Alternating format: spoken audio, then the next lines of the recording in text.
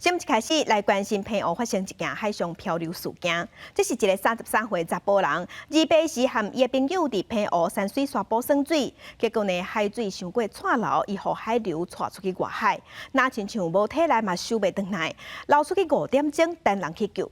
加在呢，伊的手机一直拢有通，所以是靠定位伫茫茫大海找到人。尾啊有救起来，有惊无险。 再传一次你的定位的位置，传到妈妈手机。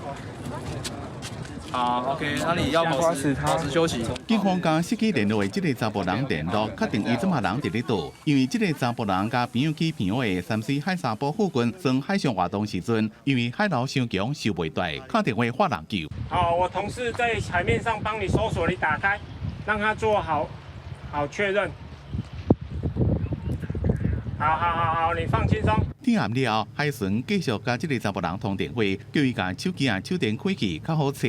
这个查甫人伫台中食头路，放假甲朋友倒来澎湖耍，却因为海流伤强，受袂大。警方将海巡人员自日时找到暗时7点外才甲人救出来。这个查甫人除了身体还佫惊，因为伫咧海面顶伤久，体温较低，先上病检查。然后我们在车上来帮你量个血压。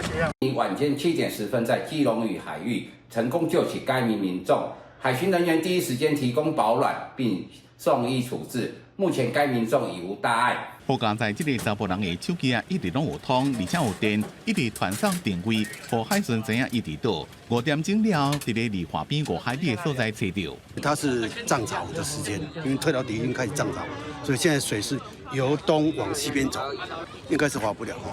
因为这个时间在海上保持体力是最重要的。澎湖消防局讲，澎湖的海域地形真复杂，水流变化真紧，无论是受水、涨水，或者是其他海上活动，拢爱事先了解海象，经较适合的时间甲安全的地点进行。若发生突发的状况，爱冷静，想办法，互家己浮伫咧海面上等人救。公视新闻综合报道。